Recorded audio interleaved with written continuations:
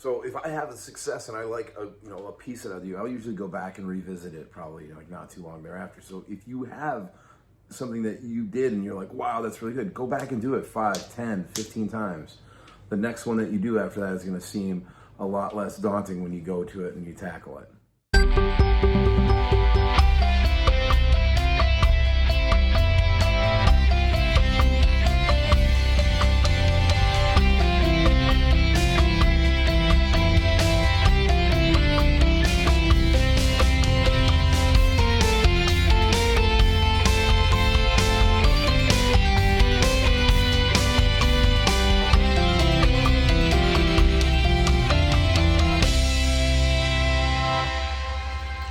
What's going on, guys? Welcome back to Chalk It Up. Today I'm gonna redo an old one that I did that I never did on the show before, but it's one that I did personally. Maybe in the video we'll flash backwards to show you the old one. I'm gonna do it on here just because I don't have video of me doing that other one. So, and I really like this one. It's pretty simple. Kind of helps get the your evergreen chops going. Anyway, you'll need your markers. You'll need probably just a few colors. I did this original one on maroon paper. This one's doing it on like a brown. So I'm just gonna start off. There's some color in here.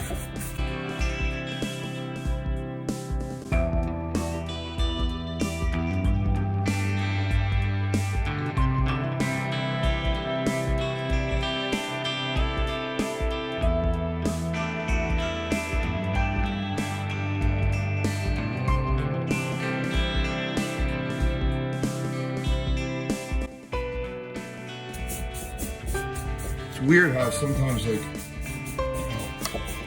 I want this to be kind of wispy, I think. And sometimes I don't know exactly what I'm gonna do, but I want it to be kind of wispy. I think that's why I use that motion. I don't know, sometimes, maybe somewhere we'll get into some depth about how the motion of your body translates directly into the drawing itself. So, off the page, I'm gonna do a quick shakedown. Sorry for shaking the camera. It's on the table of some white, and I'm going to take a little bit of yellow too. Not a lot though.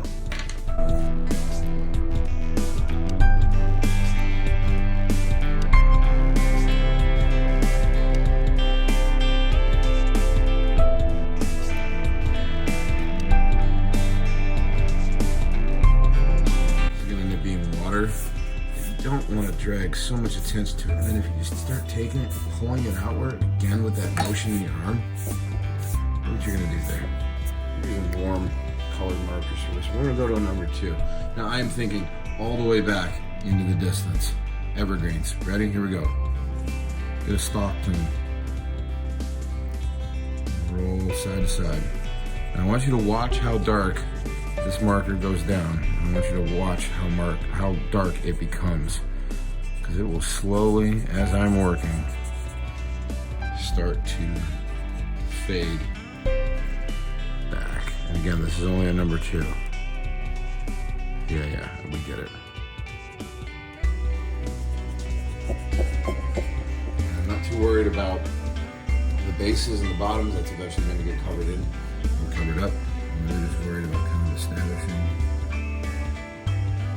distant trees, and you don't have to worry about too much of the detail. Just get that color in there, because again, it's going to be faded out into the distance. You're not going to pay attention to these, but they're there, and it helps fool your brain and fool the onlooker's brain into thinking that there's so much depth into this picture, and it's really not that difficult. Eventually this spot is going to get almost completely faded out.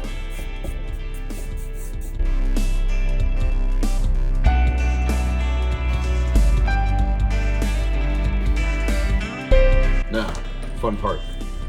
Again, off camera, I got some white.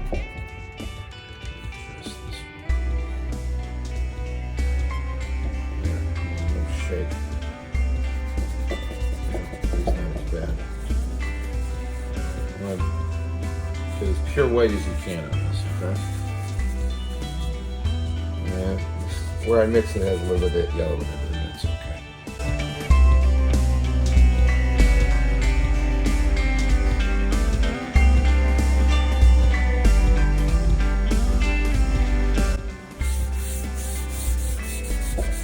Come to find I really dig fog. I like it because it helps me separate layers without just putting this, because there's always mist at the bottom and stuff, so whatever. It just helps separate it. So now we're gonna grab probably about I'm gonna go with a number 4. I don't want this to be super dark yet. And we're basically gonna do the same thing.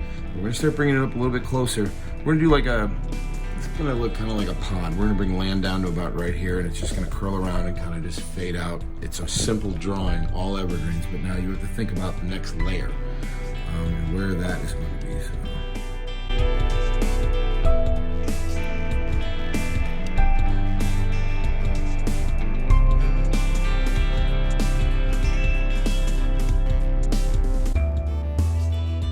You kind of see I'm even kind of like starting to lay out the land here a little bit. And I'm going to try to preserve as much of those backgrounds as I can, but don't ever, in moving forward in a drawing, always,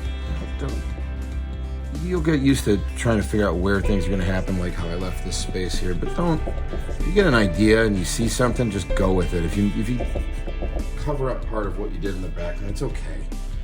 It's not the end of the world, because like even these right now, as you can see the depth of these compared to the ones in the back, these are going to get some fog on them too and get set back as well.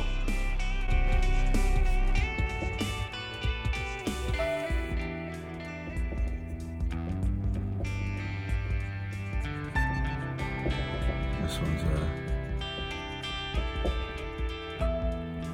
Bob PBS Bob would say this one's not doing so good. This tree's struggling a little bit. And that's cool. You know, these first couple of drawings in this series really focus on you know, the layers and how I use these silhouettes with the markers to kind of create a new space to work over top.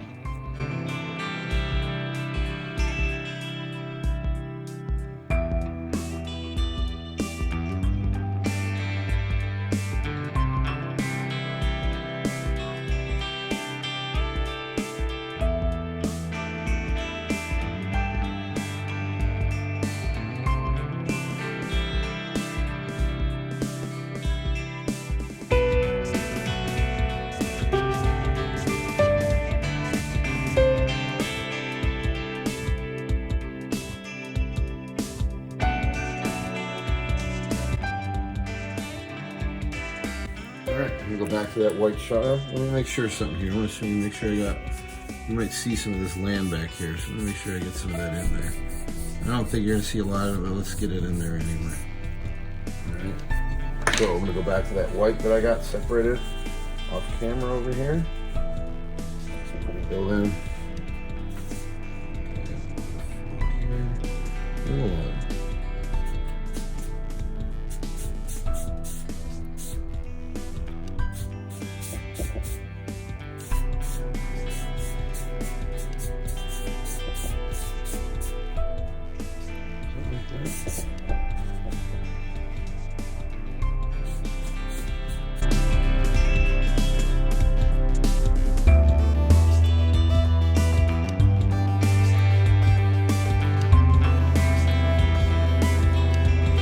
You can see it's almost like that. There's like this arch of fog coming through here. That's pretty cool. It doesn't always have to be horizontal, but I think it has to all be in the same direction. Let's just say.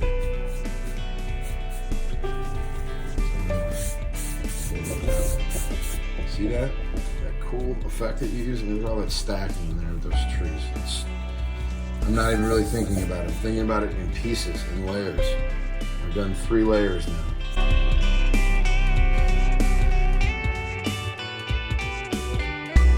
I'm gonna do some of these water lines with just my chalk and not my chalk pencil, because there's gonna be some water going on back there. You know what? Just get that in there. Very established, okay? Now, next quick step that we gotta do. grab like another color that kind of matches your paper. See that? It almost matches the paper. It's close to it. I'm gonna put some here, here, a little there, a little there. Grab your paper towel, pull it down. And again, you're like, oh, you're ruining that white, you're ruining that white. Again, don't worry about that. We're gonna go over top of that again. We'll go over these pieces. I'm gonna try to pull through one section, not the whole thing. One section. I'm leaving. I didn't touch this part. I did this part. I didn't touch this part. Try to fade that a little bit, but I'm trying to make that look like there's like a wave in the water. Keep working on that until it looks, until your eye says, "Hey, that looks real. That looks right." We'll throw some more highlights in the water a little bit later. We had to get those in first. So we're gonna do two quick other little pieces on these sides right here. Something like that. In the shape of the lamb. And I'm gonna go.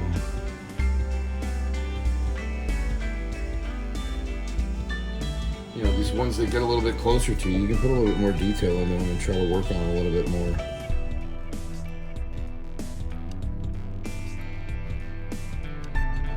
Alright, got a little jump cut ahead right here. I added some fog into here. This is a great example of what happens if you put marker or chalk over a marker that's not dried soon enough. I actually don't mind it because it looks like this translucent blue, and because we have the orange up there, it works. So we're gonna go with that. I'm actually gonna try to see if I can recreate it real quick. Right here. So that's where I want to put this little swatch of fog. And what I was saying before, I made this other little piece, and I'm gonna do one more in front of it because I can make just like another level, an extra one as compared to this side, so it off balances the drawing. Yep, see, I got it. That little bit right there. Watch it. I don't want to put too much more. I'm gonna ruin that because there's so much cool stuff going on in the background. But see, it's cool. I almost feel like that needs like a sun ray.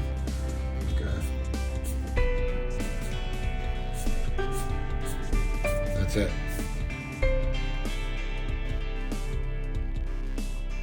I'm gonna grab my white. Do a couple more hot spots in through here.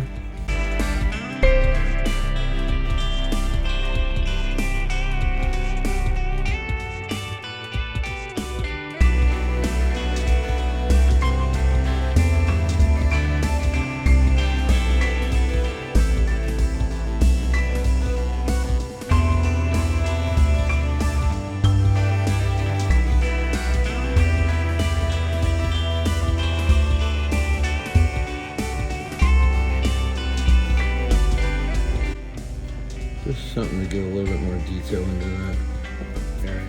Done. Alright. Go over, try to find something, hanging. Something. The signature going on this guy. Alright, yeah, I'm good with it. Guys, try this one out. A little bit more detail, but the concept is still really, really simple. Alright, just remember a few layers in and out. Alright, a few layers, work yourself back and forth. That's a good one, guys. See you guys next time, alright? Thanks for sticking around. You guys know the drill at the end. Subscribe, share it. It doesn't work without you guys. Thanks.